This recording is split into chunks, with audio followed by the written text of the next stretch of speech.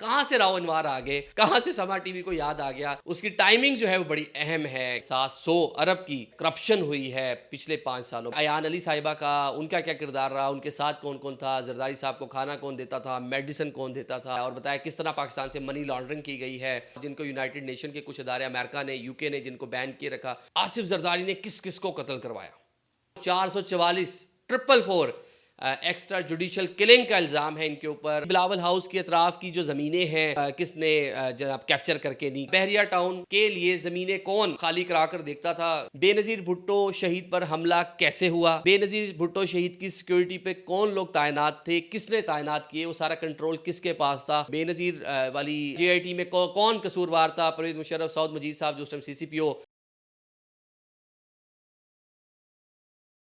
السلام علیکم, میں ہوں عادل نظامی اور آپ دیکھ رہے ہیں میرا ڈیجیٹل چینل.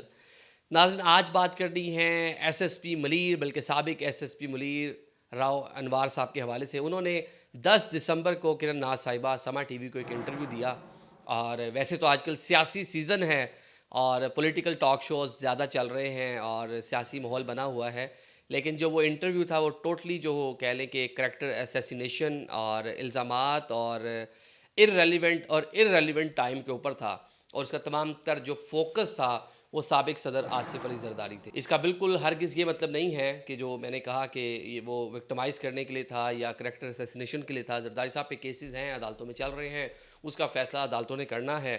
لیکن جو انٹرویو ہے, اگر آپ وہ ملاحظہ کریں گے, اور اس انٹرویو کے اندر جن کرداروں کا ذکر کیا گیا ہے اور جو سوالات اینکر پرسن کرن ناز صاحبہ کی جانب سے اٹھائے گئے ہیں, وہ سوالات ابھی کے نہیں ہیں, وہ سوالات ہم 2007-8 سے دیکھ رہے ہیں, سن رہے ہیں. شہید محترمہ بے نظیر بھٹو کی اسیسینیشن سے معاملہ شروع ہوا, وہ سارے سوالات جو 25 بار سنے جا چکے ہیں اور جن کے جواب آ چکے ہیں, وہ کیسز جو عدالتوں میں چلتے رہے, زیر سماعت رہے, جن کے فیصلے بھی آ گئے, اور ان کو ڈسکس کیا گیا ہے اس انٹرویو میں.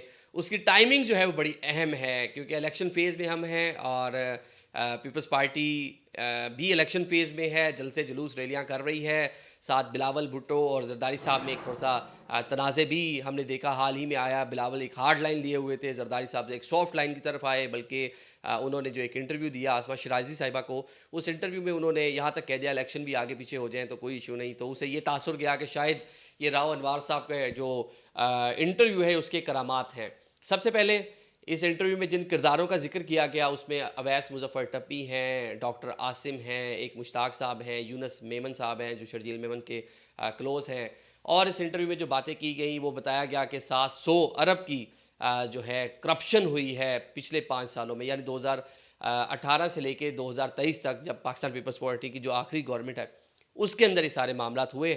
اور باقی ذکر آیا بیچ میں ایان علی صاحبہ کا, ان کا کیا کردار رہا, ان کے ساتھ کون کون تھا, زرداری صاحب کو کھانا کون دیتا تھا, میڈیسن کون دیتا تھا. ایان علی کے ساتھ ملا کر یہ بات کی گئی ہے, کھانا میڈیسن بتایا, اور بتایا کس طرح پاکستان سے منی لانڈرنگ کی گئی ہے, پیسہ U A E, Dubai, Canada, امریکہ, پتہ نہیں چائنا اور ترکی اور مدینہ میں عمارتیں, ساروں کا بیچ میں تذکرہ ہے. ڈیفینیٹلی چیزیں ہوں گی, کرپشن ہو رہی ہے, اس میں کلین چٹ نہیں دی جا سکتی, بات ہو رہی ہے اس کے اوپر, اور مطلب مقدمے بھی زیر سماعت ہیں.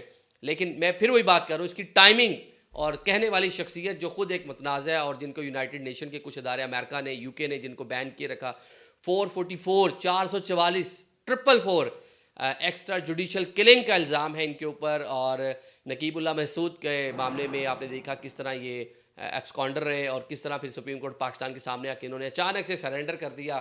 اور اس ٹائم یہ الزامات تھے کہ زرداری صاحب نے نقیب اللہ محسود کو, کوئی فیملی, کوئی بچی, اور وہ معاملات جس طرح اپنی بیٹی کے حوالے سے کچھ چیزیں ان کی اس ٹائم ٹرول ہوئیں, اور کہا گیا جی یہ زرداری صاحب کے بچے ہیں. ایک تو زرداری صاحب کے بچے بہت ہیں, تو یہ بھی ان کے بچے ہیں, تو ان کے کہنے پہ انہوں نے ساری چیزیں کی. لیکن آج وہی جو راؤ انوار صاحب ہیں وہ ایک لمبی جو ہے کہہ لیں چارج شیٹ جو ہے زرداری صاحب کے خلاف جو ہے انہوں نے اس انٹرویو میں دی.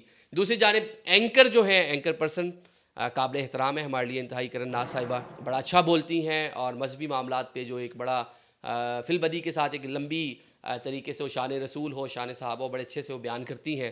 لیکن اب میں ان کے سوالات جو ہے وہ تھوڑا سا آپ کو بتا رہا ہوں. ان سوالات کو سننے کے بعد آپ کو خود ہی آئیڈیا ہو جائے گا کہ یہ انٹرویو یہ پلانٹڈ تھا, یہ سوالات کہاں سے لکھے لکھائے آئے تھے, اور اس کا ٹارگٹ کون کون سی شخصیات تھیں. سب سے پہلے جی ایک سوال کیا جی بلاول ہاؤس کے اطراف کی جو زمینیں ہیں وہ کس نے جناب کیپچر کر کے دی. کہا جاتا ہے عزیر بلوچ اور ان لوگوں نے وہ کیپچر کی.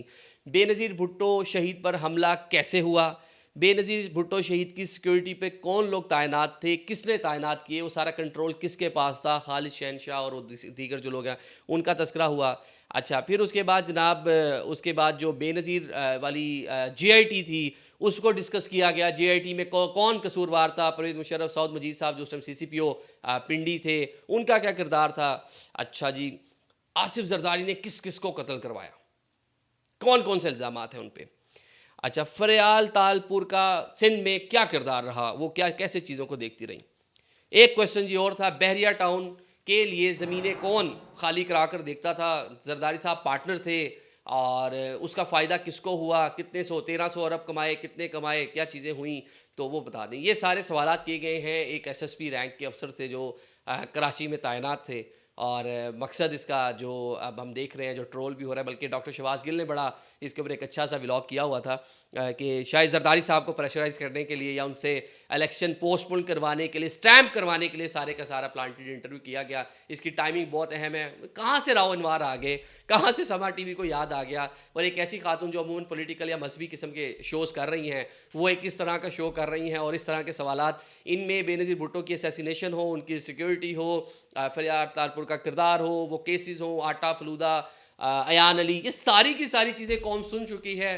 عدالتیں اس کے اوپر فیصلے دے چکی ہیں. وہ جو بھی ہوں ان کے حق میں, ان کے اینٹی ہو, وہ اللہ جانے, اور زرداری صاحب جانے, ان کی وہ جانے.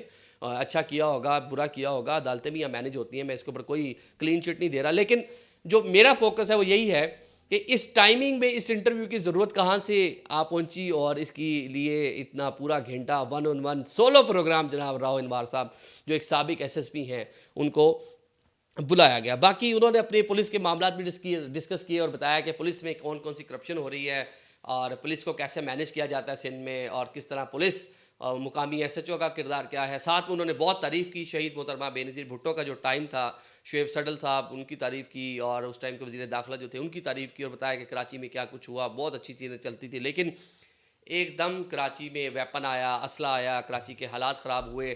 ساتھ میں انہوں نے یہ بھی ڈسکس کیا جو بڑی اہم ہے کہ منی لانڈرنگ کے ذریعے پیسہ پاکستان سے باہر جا رہا ہے. اب یہ ہم نے کچھ سال پہلے بھی ایک خبر سنی تھی کہ شرجیل میمن صاحب ایک لانچ کے ذریعے ڈالرز میں پیسے باہر لے کے جا رہے تھے. وہ لانچ پکڑی گئی جس میں ڈالرز ہی ڈالرز تھے, پتہ نہیں لاکھوں کروڑوں ڈالر تھے, اور وہ پکڑی گئی. لیکن پتہ نہیں وہ ڈالرز کہاں گئے, وہ لانچ کہاں گئی, یہ آئی فون سے یا کوئی بھی فون جس سے ویڈیو بن سکتی تھی وہ ویڈیو کہاں گئی, ایسی کوئی چیز تو سامنے نہیں آئی. اچھا, پھر وہ فالودے والے کا بھی ذکر کیا انہوں نے کہ ایک فالودے والا تھا اور اس کے اکاؤنٹ, اور پھر بتایا کہ بحریہ ٹاؤن کے اکاؤنٹ سے مشتاق جو ملازم تھا زرداری صاحب کا, وہی جو ایان علی والا تھا جو ایان علی کو ایئرپورٹ پہ چھوڑنے گیا تھا, اکارڈنگ ٹو ہم ان کے اکاؤنٹ میں 8 ارب روپے کی رقم آئی. اور پھر یہ بھی بتایا کہ زرداری صاحب کی کتنی جائیدادیں تھیں پہلے اور آج کتنی جائیدادیں ہیں. یہ بھی بتایا کہ جناب کے ہیلی کاپٹر اور ساری چیزیں. اب کہنے کا مقصد یہ ہے کہ جب ایک الیکشن کے قریب جا کے اس طرح کا انٹرویو, ایک تو کرنے والے ادارے کو بھی سوچنا چاہیے تھا, ویل ریپیوٹیڈ جرنلسٹ ہیں ان کو بھی سوچنا چاہیے تھا, اور اس کے بعد کے جو کانسیکوینسز اور چیزیں اور جس طرح چیزیں ایک ڈیولپمنٹ ہے وہ انٹرویو میں, اور جس طرح اس کو ہائی لائٹ کیا جا رہا ہے, تو بظاہر تو یہی لگ رہا ہے کہ پاکستان پیپلز پارٹی کو تھوڑا پکڑنے کی کوشش کی گئی ہے, تھوڑا ذرا پریشرائز کرنے کی کوشش کی گئی ہے, کیونکہ بلاول صاحب کا ایک اپنا نقطۂ نظر تھا. کچھ ٹائم پہلے تک ہم نے دیکھا زرداری صاحب نے ان کو بچہ ٹرینی کہہ کے ذرا بیک فٹ پہ لے کے آئے.